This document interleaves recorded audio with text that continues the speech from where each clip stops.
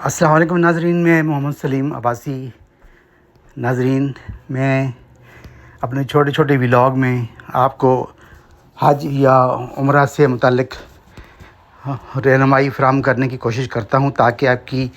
اس طرح مدد ہو سکے کہ آپ کسی غلطی سے بچ جائیں، کسی نقصان سے بچ جائیں، تو اسی طرح کسی دم یا جرمانے سے بچ جائیں اور آپ کی عبادت خشوع و خضوع کے ساتھ مکمل ہو سکے۔ یہ بس جو آپ دیکھ رہے ہیں، اس بس میں ہم لوگ مدینہ منورہ سے مسجد قباء جا رہے تھے۔ مسجد قباء میں 2 رکعت نماز پڑھنے کا ثواب ایسے ہی ہے جیسے کہ ایک عمرے کا ثواب۔ تو اسی طرح مدینہ کی زیارات کرنے والے مسجد قباء تو ضرور ہی جاتے ہیں، کہ بلکہ بار بار جاتے ہیں تاکہ وہ 2 رکعت نماز واجب یا نفل پڑھ کر وہاں عمرے کے برابر ثواب حاصل کر سکیں۔ تو ناظرین، اس درمیان اور بھی بہت سی ایکٹیویٹیز ہوتی ہیں۔ مثلا ہم جب مسجد قباء پہنچے اور بس میں بیٹھے ہی تھے کہ بس میں 8 سے 12 سال تک کی بچیاں بھیک مانگنے کی غرض سے بس میں سوار ہو گئیں، اور اتفاق کی بات یہ ہے کہ ان بچیوں میں افغانستان کی بچیاں بھی موجود تھیں۔ اب یہ اللہ بہتر جانتا ہے کہ کیا وہاں کوئی ایسی زبان بولنے والے کوئی عورتیں ہیں، کوئی گھر ہیں، باقاعدہ کوئی رہائشی ہیں، یا وہ بھی سفر میں ہی گئے تھے۔ تو ان بچیوں کو ہر ایک نے اپنے اپنے حساب سے یا اپنی اپنی استطاعت کے لحاظ سے ان کو خیرات دی یا نذرانہ دیا۔ تو میرے چھوٹے بچے نے اپنی جیب سے پیسے نکالے، اور اتفاق کے ساتھ اس بچے کے ہاتھ میں 100 ریال کا یعنی 100 ریال کا نوٹ آیا۔ تو اس ہجوم میں جو 11 یا 12 سال کی بچی تھی، وہ 100 ریال کا نوٹ لے کر بھاگ گئی، اور بھاگی بھی اسی طرح کہ اس مسجد قباء کا جو رش ہوتا ہے باہر، اتنا شدید رش ہوتا ہے کہ اس میں وہ پہنچ گئی۔ اور پھر میں نے مناسب نہیں سمجھا کہ کسی کو بھیجوں اور وہ اس رش کے اندر بھاگ کر جائے اور غل گپاڑا مچے اور بچی کو پکڑے، تو ہم نے پھر چھوڑ دیا، اس بچی کو ہم نے چھوڑ دیا۔ تو اسی طرح مسجد نبوی میں بھی جب آپ یہ خواہش کر رہے ہوں کہ آپ نے کسی کو کچھ دینا ہے، تو پہلے سے گھر سے ہی طے کر لیں، اور جتنے لوگوں کو آپ نے دینا ہے، 2 کو یا 4 کو یا 6 کو 5 ریال یا 10 ریال، تو وہ پیسے الگ کر کے کسی آسان والے جیب میں رکھ لیں، اور وہ بھی ان نوٹوں کو طے کر کے رکھ لیں کہ جب آپ کسی کو دینے لگیں تو آپ ایک ایک نکال کر ان کو دے سکیں۔ کبھی بھی مسجد نبوی میں جہاں جمگٹا لگا ہو بھکاریوں میں عورتیں بہت زیادہ ہوتی ہیں، تو کبھی بھی مسجد نبوی میں کھڑے ہو کر اس کے صحن میں کبھی جیب سے بٹوہ مت نکالیں، پرس سے پیسے مت نکالیں، وہاں نکال کر مت گنیں، یا وہاں پیسے الگ کر کے 1 2 یا 3 عورتوں کو دیں۔ دائیں بائیں کھڑی جتنی عورتیں ہیں وہ آپ کے آجو باجو ہو جائیں گی، آپ کو گھیر لیں گی اور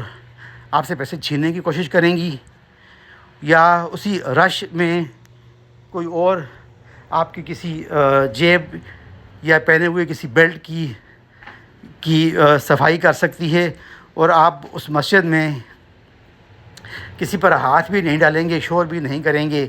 آپ کے ذہن میں یہ ہوگا کہ ہم تو عمرہ کرنے کی غرض سے آئے ہوئے ہیں یا حج کرنے کی غرض سے آئے ہوئے ہیں، تو یہاں لڑنا یا کسی کے ساتھ گتھم گتھا ہونا یا یمو ماری کرنا یا بدتمیزی کرنا تو مناسب نہیں ہے۔ تو آپ پھر کیا کریں گے؟ اس بات کو ٹالیریٹ کر جائیں گے، سروائیو کر جائیں گے، برداشت کر جائیں گے۔ دوسری بات یہ ہے ناظرین کہ ایک غلطی جو عموماً لوگ کرتے ہیں، میں اکثر اپنے ولاگ میں آپ سے کہتا ہوں کہ لوگ غلطیاں کر جاتے ہیں اور عمرہ یا حج پر جانے سے پہلے کسی سے پوچھنا، کوئی سوال پوچھنا اپنی توہین سمجھتے ہیں۔ تو زیادہ اچھا تو یہ ہوتا ہے کہ آپ جب حج پر جاتے ہیں یا عمرے پر جاتے ہیں تو آپ مکمل تیاری کر کے جائیں۔ ظاہر ہے حج میں تو 5 روز ہوتے ہیں، ہر آدمی کی یہ کوشش ہوتی ہے کہ 5 دن گزارنے ہیں بھائی، 5 دن کیسے گزریں گے، وہ کچھ نہ کچھ تیاری کر لیتا ہے۔ اور عمرہ کو بہت سے لوگ تفریح کی غرض میں لیتے ہیں، دیکھا دیکھی کسی کے ساتھ بھی تیار ہو جاتے ہیں اور وہاں جیسے تیسے کر کے عمرہ کر کے واپس آ جاتے ہیں، اور وہ بھی ادھورا، یعنی وہ بھی ادھورا۔ تو ہم نے تو حج میں بھی لوگوں کو دیکھا ہے، تو یہ کوئی سنی سنائی بات نہیں ہے، یہ آپ کہہ سکتے ہیں کہ بہت قریب کے لوگ آپ نے خواہ احباب میں کاؤنٹ کریں، دوستوں میں کاؤنٹ کریں کہ فیملیاں گئی ہیں اور آدھے حج سے ان کو واپس آنا پڑا، کوئی بیمار ہو گیا یا کوئی ایسی کال آ گئی پاکستان سے تو وہ ادھورا چھوڑ کے پریشانی یا گھبراہٹ میں واپس نکل آئے اور اپنی تیاری پاکستان کی کر لی، اور بلکہ پاکستان پہنچ بھی آئے یا جہاں انہیں پہنچنا تھا وہاں وہ پہنچ گئے۔ اور پھر اس کے بعد 5 یا 6 سال بعد جب ہمارا آمنا سامنا ہوتا ہے یا آمنا سامنا ہوا، تو جب ہم نے تذکرہ کیا تو وہ کہنے لگے ہاں ہم لوگ بھی حج پہ گئے تھے فلاں سن میں، یعنی 2 یا 3 سال پہلے کا بتائیں گے اور کہیں گے یہ واقعہ ہو گیا تھا پھر ہم لوگ آ گئے تھے۔ اور انہیں بد نصیبوں کو اس بات کا علم نہیں کہ جس حج کو یا جس عمرے کو وہ ادھورا چھوڑ کر آئے ہیں اسے پورا بھی کرنا ہے کہ نہیں، یا اسے کیسے پورا کرنا ہے۔ تو وہ اس سے بالکل لا علم ہوتے ہیں، وہ یہی سمجھتے ہیں جیسے پاکستان میں آپ ناران کاغان گئے نعوذ باللہ اور پکنک کا دوری چھوڑ کر آ گئے۔ تو اگر آپ اس غرض سے عمرہ یا حج کے لیے جاتے ہیں تو بہتر ہے کہ آپ نہ جائیں، تو بہتر ہے کہ آپ پوری تیاری کریں، کسی عالم کے پاس بیٹھ جائیں اور اس میں شرم یا آر محسوس نہ کریں معلومات لینے میں۔ تو بھلے آپ جتنے بھی ذہین کیوں نہ ہوں تو پوچھیں، ایک تو نہ تو علم کسی کی میراث ہے اور ایک نہ انسان ایک دم عالم فاضل بن جاتا ہے، علم تو انسان مرنے تک حاصل کرتا رہتا ہے، تو پوچھنے میں کوئی شرم نہیں۔ تو بہت سے لوگ ایسے ہیں جو